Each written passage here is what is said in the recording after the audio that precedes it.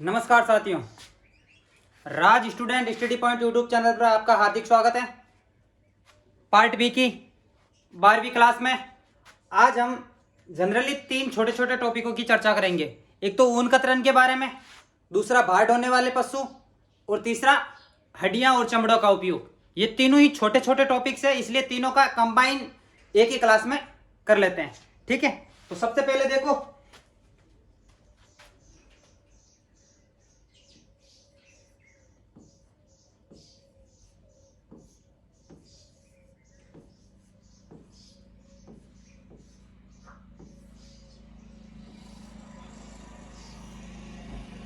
ऊन कतरन। ऊन कतरन देख लो। पहले बात तो ऊन कतरन कैसे कहते हैं किसे? भाई ऊन जनरली है भेड़ों से प्राप्त होती है। भेड़ों से प्राप्त होती है तो भेड़ों की त्वचा से उनके बालों को हटाना या उनकी ऊन को हटाना ऊन कतरन कहलाता है। ठीक है, सामान्यतः जनरली तौर पे तो वर्ष में एक बार ही की जाती है, लेकिन कहीं बार कहीं भेड़ों में वर्ष में 2 बार की जाती है। बाकी ज्यादातर भेड़ों में ये एक बार ही की जाती है। वो की जाती है अप्रैल और मार्च के मध्य। अप्रैल मार्च के मध्य, मार्च खत्म होने के और मार्च के लास्ट में और अप्रैल में इसकी लगभग एक बार हटाई जाती है। लेकिन जिन भेड़ों में ऊन ज्यादा प्राप्त होती है उनमें 2 बार की जाती है। एक तो अभी मार्च अप्रैल में कर दी जाती है, एक वापस जैसे ही बारिश खत्म होती है। ये बारिश से पहले हो गई, बारिश खत्म होने के बाद एक बार हल्की सी हटा दी जाती है, क्योंकि बारिश में थोड़ी ऊन खराब हो जाती है इस वजह से। ठीक है, देख लो परिभाषा ऊन कतरन।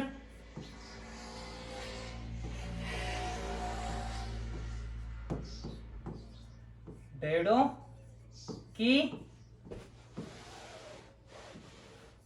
त्वचा से बालों को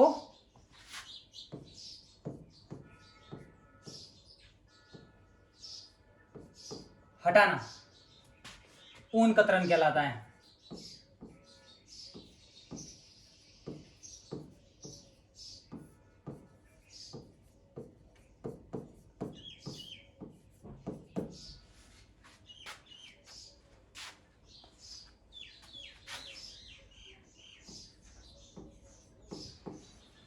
ज्यादातर भेड़ में ऊन वर्ष में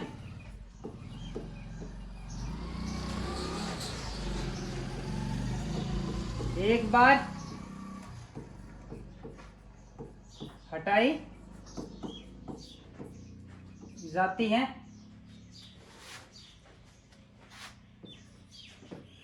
यहाँ लिख देना, कभी कभी 2 बार भी हटाई जाती है। ठीक है, आगे देख लो। 2 बार हटाई जाती है। फिर है कि ऊन हटाता कौन है? तो ऊन हटाने का भी एक श्रमिक होता है। ऊन हटाने वाला भी जो व्यक्ति होता है वो भी एक अनुभवी होना चाहिए। उसको भी एक नाम से पुकारा जाता है, या तो कहा जाता है ऊनियंदा या सैयर। ठीक है, जनरली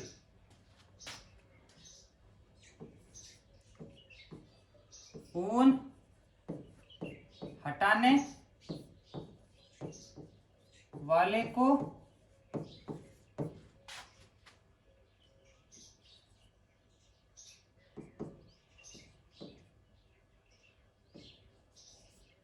ऊनी अंधा या शायर।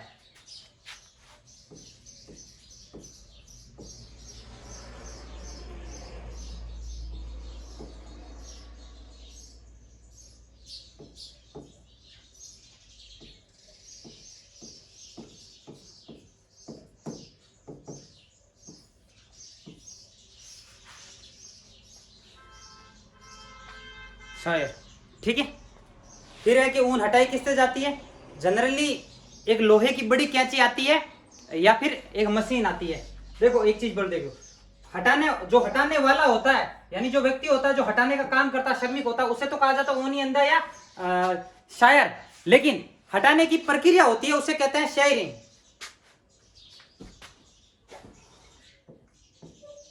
ऊन हटाने की प्रक्रिया को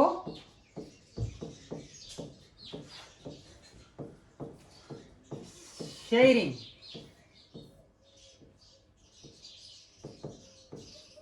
कहा जाता है। फिर एक देख लो,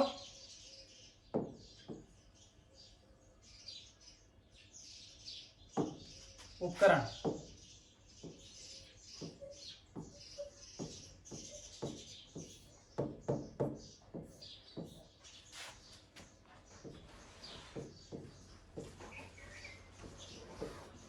लोहे की कैंची या मशीन। आजकल ट्रिमर आने लग गई, मशीन आने लग गई, उससे भी कटाई की ऊनों को हटाई जाती है या ऊनों को कटाई की जाती है। ठीक है, आगे देखो। अब हो गए भाई हटाने का समय। समय मैंने आपको बताया था गर्मी में, बरसात से पहले। जनरली जो समय माना जाता है वो मार्च और अप्रैल के आसपास माना जाता है। और बारिश से पहले क्यों हटाई जाती है, वो भी ये कारण होता है क्योंकि बारिश से जब भीगती है भेड़े तो ऊन की गुणवत्ता है वो खराब हो जाती है। भाई ऊन का कोई वस्त्र होता है, ऊनी के जो वस्त्र होते हैं सर्दियों में जनरली काम लेते हैं, तो वो भी यदि बारिश से भीगते हैं तो वो भी खराब हो जाते हैं। तो कारण यही है कि बारिश में ऊन खराब हो जाती है, इसलिए बारिश से पहले इसे हटाना जरूरी होता है। ठीक है,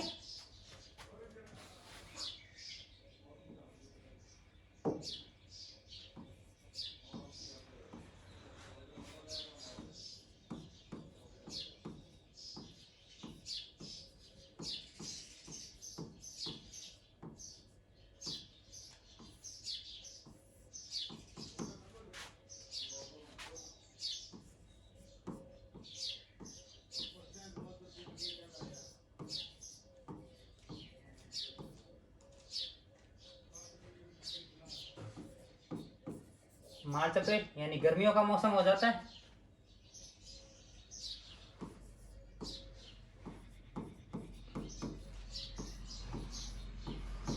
ये भी लिख लेना, बरसात के मौसम से पहले।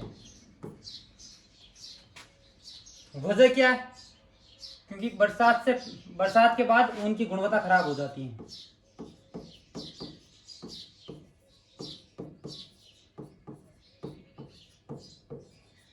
ऊन की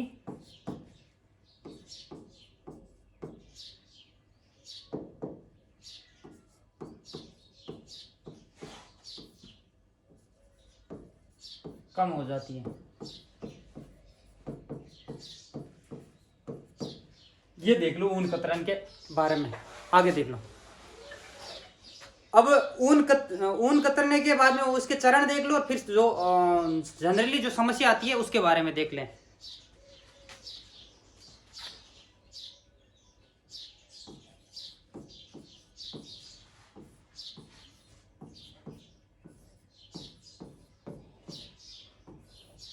ऊन लगा लेना आगे।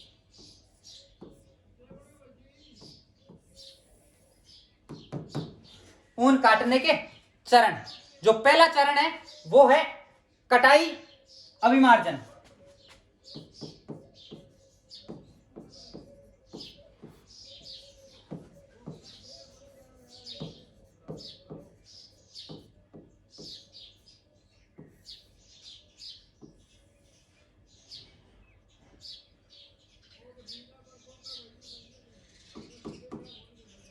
कटाई प्लस अभिमार्जन, इसमें क्या होता है, ऊन पे दो चीजें होती है, एक तो ऊन को त्वचा से अलग करना, प्लस ऊन को धोकर साफ करना। ठीक है,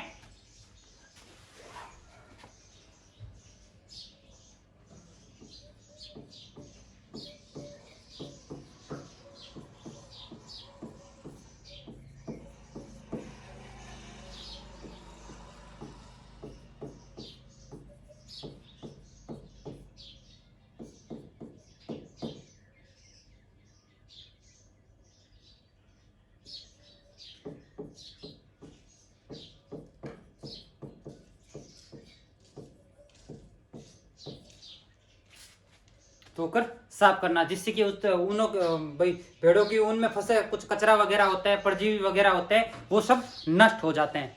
फिर आगे अगला नेक्स्ट जो है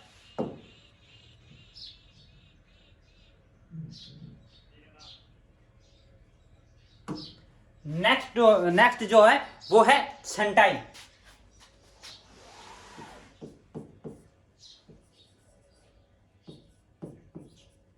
छंटाई के ये एक बार थोड़ा सा समझ लो। जो ऊन मिलती है ना, उनमें से कोई ऊन महीन होती है, कुछ लंबी होती है, कुछ रेसे लंबे होते हैं अच्छे होते हैं, कुछ रेसे छोटे होते हैं, कहने का मतलब गुणवत्ता में कम होते हैं। तो उनको आपस में अलग कर देना भाई, छोटे अलग और अच्छे अलग। तो इसको जनरली देख लो, अच्छे रेसे व खराब रेशों की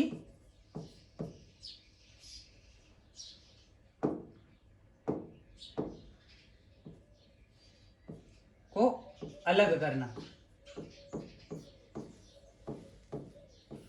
कटाई अभिमार्जन में कटाई होती है ऊन की, प्लस उन्हें साफ किया जाता है, और छंटाई में जो अच्छे रेशे होते हैं उन्हें अलग कर लिया जाता है, जो कम गुणवत्ता के रेशे होते हैं उन्हें अलग कर लिया जाता है। अब तीसरा होता है आपके रंगाई।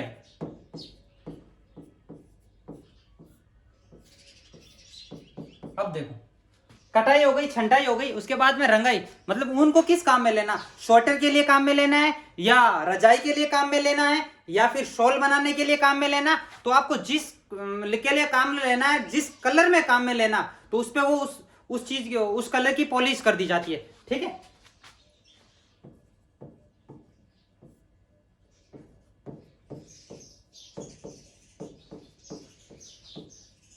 ऊन पर कार्यों के आधार पर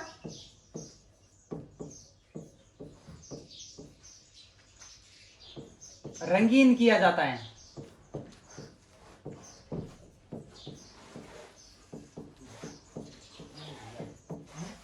कार्यों के आधार पर रंगीन किया जाता है। फिर होती है बुनाई। बुनाई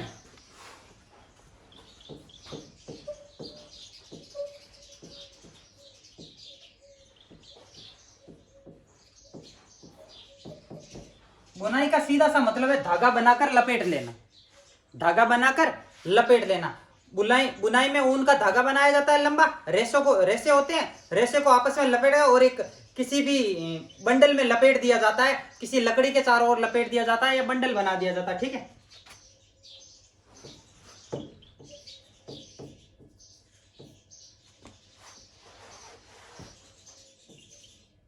रेसों की कताई कर लपेट लिया जाता है। रेसों की कटाई करके लपेट लिया जाता है। ये हो गया ऊन के जो चरण है। चरण हमने पढ़े थे पहले। ऊन हटाने का समय देख लिया था, अप्रैल, मार्च अप्रैल। उसके बाद बरसात से पहले हटाने का एक ही कारण है कि ऊन खराब ना हो जाए, गुणवत्ता में कमी आ जाता है। फिर काटने के चरण देख लो। पहला है कटाई अभिमार्जन, इसमें ऊनों की त्वचा से हटाते हैं प्लस उससे साफ करते हैं। फिर आता है छंटाई, जो अच्छे रेशे होते हैं उन्हें अलग, जो खराब रेशे होते हैं उन्हें अलग। फिर आता है रंगाई, कार्यों के अनुसार किस काम में लेना है उस अनुसार उस क्षेत्र का ऊन को उस हिसाब से रंगीन कर लिया जाता है। फिर बुनाई, मतलब जो रेशे रंगीन होते हैं उनकी कता के रेशे बना के लपेट लिए जाते हैं। ठीक है, आगे देख लो। अब एक चीज देख लो कि भाई काटने के बाद भेड़ों पर क्या प्रभाव पड़ता है।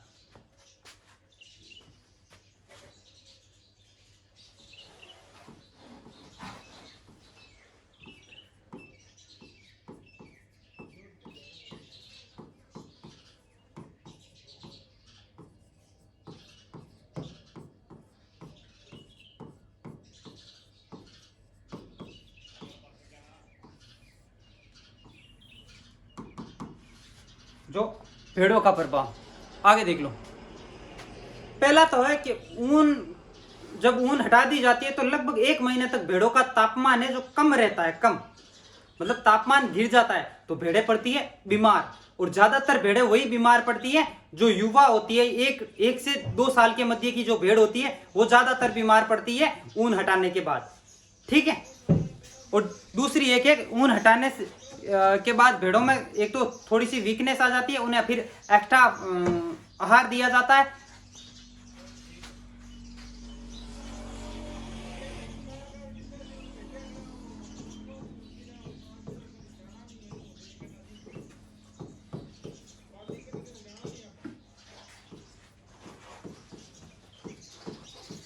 लगभग 1 माह तक भेड़ों का या भेड़ों के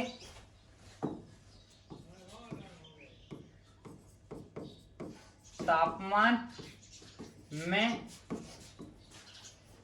गिरावट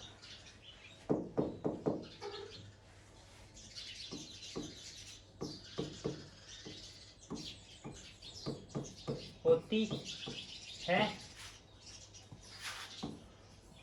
जिससे युवा भेड़ों,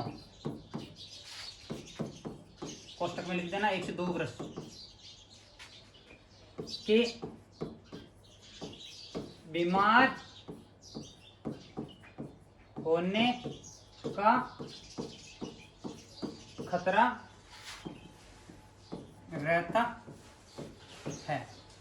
और सर्दी आने वाली है, जब सर्दी बढ़ जाती है तो उस समय भेड़ों की ऊन नहीं काटी जाती है, क्योंकि ऊन उनको बाहरी तापमान से बचाती है, सर्दी में बीमार ना पड़े इसलिए। ठीक है। अब देख लो थोड़ा सा हम ऊन के बारे में देख लेते हैं, ऊन के कंटेंट के बारे में देख लें। ऊन और ऊन के जो अलग अलग क्षेत्र है, डिपार्टमेंट है, वो कहाँ पर बने हैं वो देख लेते हैं। एक तो ऊन का संगठन देख लो पहले से।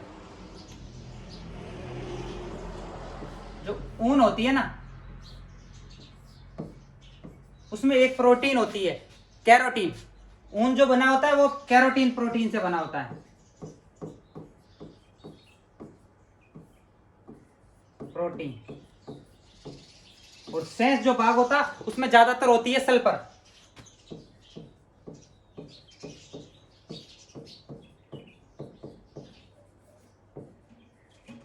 और ऊन कटाई के नुकसान हो तो एक नुकसान तो ये मैंने बताया था कि भाई बीमार हो जाती है। एक देख लेना और कि इनसे जो परजीवी रोगाणुओं का वहन होता है, रोगाणु इधर उधर उनमें फैलते रहते हैं, वो ज्यादातर ऐसा इंपॉर्टेंट नहीं है। देख लो फिर आगे देख लो एक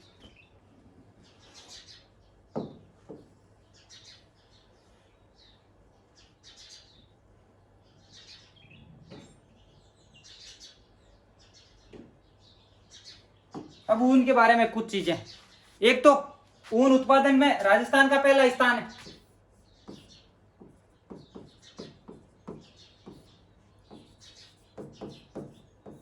भारत में राजस्थान का पहला स्थान। ठीक है। राजस्थान का है पहला स्थान है, लगभग 46%। कितना?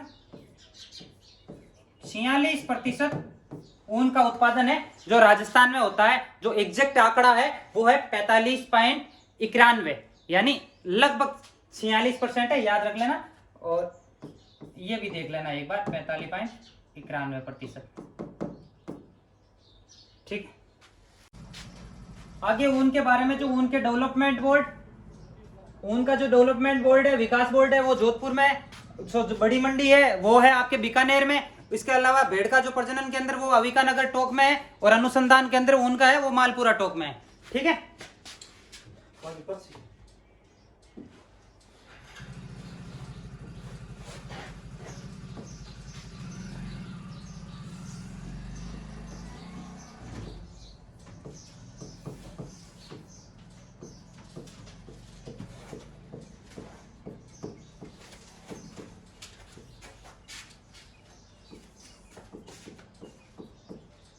विकास और अनुसंधान बोर्ड है वो तो है जोधपुर में।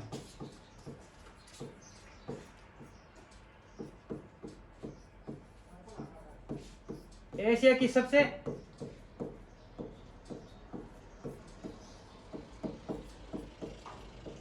बड़ी मंडी ये है आपके बीकानेर में। आगे है भेड़ प्रजनन केंद्र, कौन सा? केंद्रीय, केंद्रीय। ये है आपके अविकानगर टोक में, ठीक है।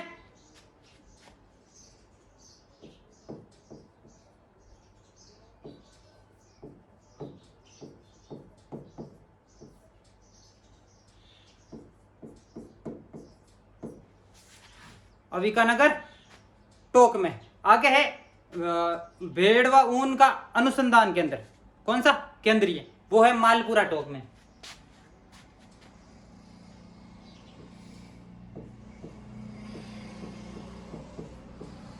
केंद्रीय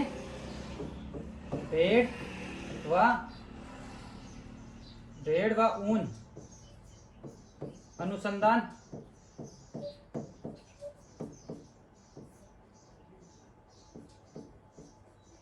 केंद्र। ये क्या है कि ये है आपके मालपुरा टोक में।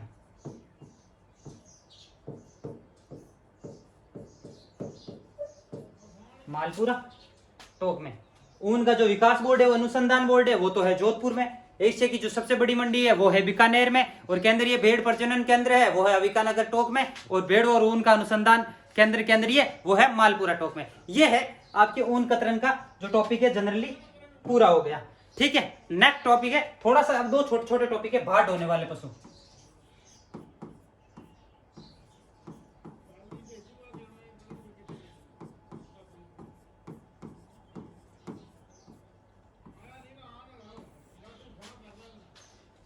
राजस्थान में जनरली भार ढोने के लिए एक तो ऊंट का प्रयोग होता है, एक बैल का प्रयोग होता है, एक गधे का प्रयोग होता है, और घोड़े का भी कहीं कहीं प्रयोग होता है। बाकी ज्यादातर भार ढोने में घोड़े का प्रयोग नहीं होता है, ठीक है। घोड़े का प्रयोग जनरली सवारी के रूप में होता है। फिर भी देख लो भार ढोने वाले पशु राजस्थान में, हमें राजस्थान के अनुसार ही देखना है। पहले तो हो गया ऊंट, रेगिस्तान का जात। दूसरा आपके हो गया गधा। तीसरा आपके हो गया घोड़ा। चौथा हो गया आपके बेल। ठीक है। घोड़े का प्रयोग भार ढोने में नहीं, सवारी में होता है, ठीक है। दूसरा चीज, अब उनमें होते क्या है कि जो जिन पशुओं का रेगुलरली भार ढोने के लिए प्रयोग किया जाता है, एक तो उनके नाक को पंचर किया जाता है, नोजल रिंग पहनाई जाती है। दूसरा उनका कास्ट्रेशन होता है, बंदियाकरण किया जाता है, ताकि उनका व्यवहार शांत रहता है और आसानी से काबू किया जा सके। और जो भार ढोने वाले पशु होते हैं उनको अतिरिक्त आहार दिया जाता है, ताकि उनकी जो मसल्स कैपेसिटी है, जो उनकी शारीरिक क्षमता है, वो बनी रहे, ठीक है। पॉइंट लिख दो, ये 3 पॉइंट जनरली।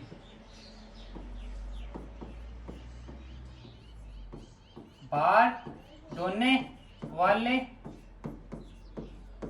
पशु का बंदियाकरण किया जाता है, क्योंकि पशु शांत व्यवहार में रहता है। दूसरा, नाक को पंचर कर नोजल रिंग पहनाई जाती है, ठीक है। तीसरा पॉइंट, भार ढोने वाले पशु की शारीरिक क्षमता बनाए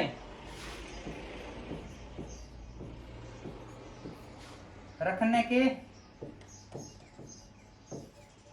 लिए अतिरिक्त आहार दिया जाता है। ठीक है, ये पार्ट होने वाला टॉपिक हमारे पूरा हो गया। पार्ट होने वाले नॉर्मली इतना ही याद रखना, जो पशु है ऊंट बैल गधे और घोड़े काम में लिए जाते हैं। पहले तो इनका कास्ट्रेशन किया जाता है व्यवहार शांत रखने के लिए, दूसरा नोजल पंचर किया जाना है ताकि आसानी से कंट्रोल किया जा सकता है। पशु को नाक के माध्यम से आसानी से कंट्रोल किया जा सकता है, इसलिए नोजल पंचर किया जाता है। और अतिरिक्त आहार दिया जाता है ताकि उनकी शारीरिक क्षमता बना रहे। नोजल पंचर का कारण क्या है? पशु को कंट्रोल के लिए। ठीक है, आगे देख लो। आगे एक छोटा सा टॉपिक है, वो भी बिल्कुल छोटा है, वो है हड्डियों एवं चमड़ा का उपयोग।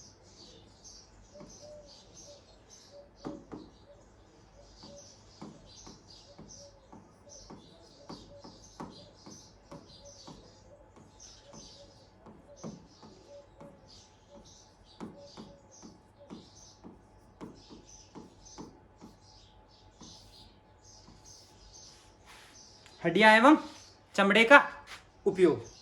जनरली देख लो, पशु के मरने के बाद जो हड्डियां प्राप्त होती है, हड्डियों का उपयोग थोड़ा सा इंपॉर्टेंट है, क्योंकि हड्डियों का एक तो पाउडर बनाया जाता है, और पाउडर का उपयोग होता है वो चीनी को संसाधित करने के लिए उपयोग में लिया जाता है। चीनी होती है, चीनी को संसाधित मतलब उसकी गुणवत्ता, उसकी जो कलर को साफ करने के लिए चीनी तो हल्की सी जब प्राप्त होती है तो उनका कलर हल्का डार्क होता है, हल्का सा डार्क होता है, तो उस कलर को साफ करने के लिए हड्डियों के पाउडर का प्रयोग किया जाता है। और दूसरी चीज, हड्डियों से एक चीज प्राप्त होती है, जिलेटिन प्राप्त होता है। तो जिलेटिन का प्रयोग जनरली जो हम कैप्सूल यूज में लेते हैं, दवाइयों में कैप्सूल यूज रहता है, जो दवाएं पाउडर फॉर्म में होती है, कैप्सूल में बंद रहती है, जो कैप्सूल का आवरण होता है ना, वो जिलेटिन का बना हुआ होता है। कैप्सूल का आवरण किसका बना होता है? जिलेटिन का। तो जनरली हड्डियों से जिलेटिन प्राप्त होता है, और जिलेटिन का उपयोग होता है कैप्सूल बनाने का। तो हड्डियों का उपयोग हो गया कैप्सूल बनाने में। और दूसरा, हड्डियों से किसी प्रकार के उपकरण भी बनाए जाते हैं, आभूषण भी बनाए जाते हैं, बर्तन और खाद्य भी बनाया जाता है। जो हाथी के दांत होते हैं वो भी हड्डी की श्रेणी में आते हैं, बड़े वाले हड्डी की श्रेणी में ही आते हैं वो भी। तो इनका उपयोग वाद्य यंत्रों में भी होता है, आभूषण में भी होता है, खाद्य में। एक चीज होती है कि कहीं पे एक्सीडेंट हो जाता है और हड्डी टूट के हड्डी के बीच में जगह होती है और वह उसे वापस सेटल नहीं हो पाती है, तो वहां भी एक हड्डी के टुकड़े का प्रयोग किया जा सकता है। हड्डी के छोटे बारीक टुकड़ों का या चूर्ण का प्रयोग वहां किया जाता है। और प्लास्टिक के कोई भी उपकरण बना रहे हैं तो जो अवांछनीय हड्डी का कचरा होता है तो वो उसमें मिलावट के रूप में काम लिया जाता है। ठीक है, देख लो। सबसे पहले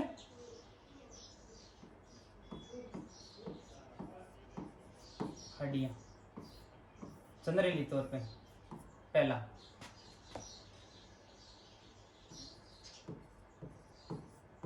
हड्डियों के चूर्ण का प्रयोग चीनी को संसाधित करने में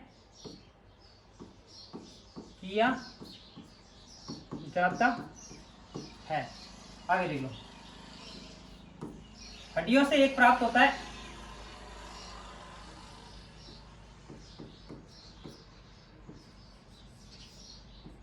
जिलेटिन, और हड्डियों से क्या प्राप्त होता है? और जिलेटिन। और जिलेटिन का प्रयोग कहाँ होता है?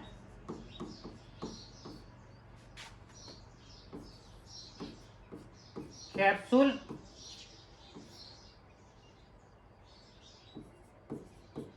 दवाई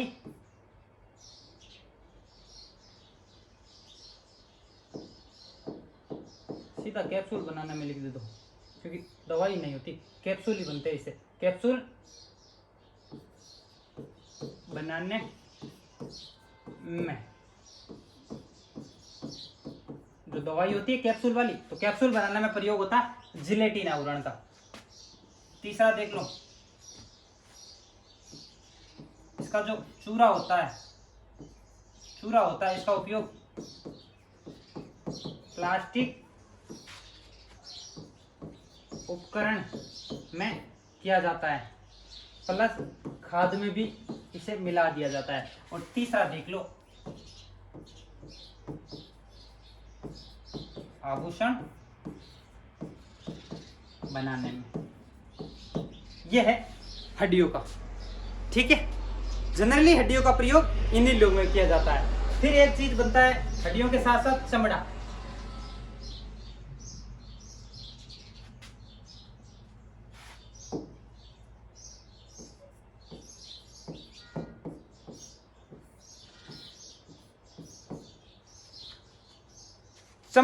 चमड़े का प्रयोग ज्यादातर तो भाई एक को आपके जूती बनाने में किया जाता है, बेल्ट बनाने में किया जाता है, पर्स बनाने में किया जाता है, और एक कोट बनते हैं, कोट बनाने में किया जाता है।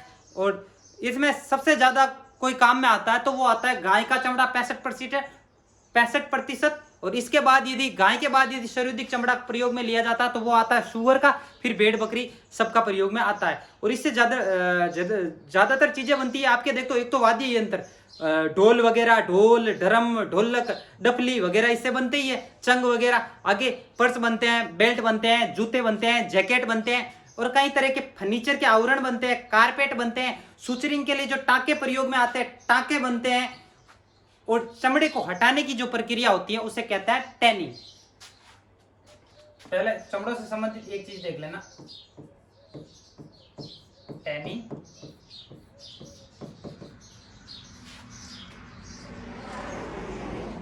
पशु से चमड़े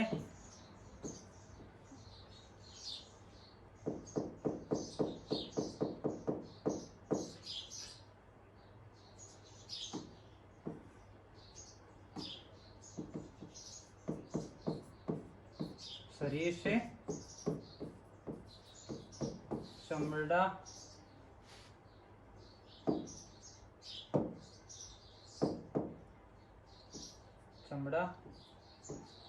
हटाने की प्रक्रिया, पशु से चमड़ा हटाने की प्रक्रिया को टैनिंग कहते हैं। उपयोग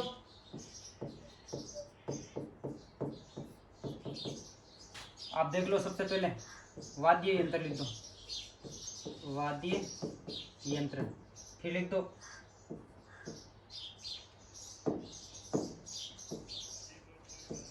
जूता,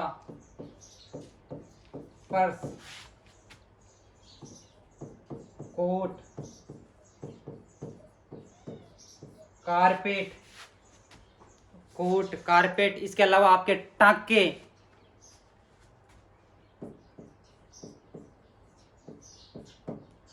टाके। ठीक है, एक आपके देख लो फर्नीचर में भी काम आता है, फर्नीचर। ठीक है, और दूसरी चीज इसमें क्या है, एक चीज चमड़े के बारे में और लिख देना, वो है कि उपयोग चमड़े का, और ये चीजें बनती है ना,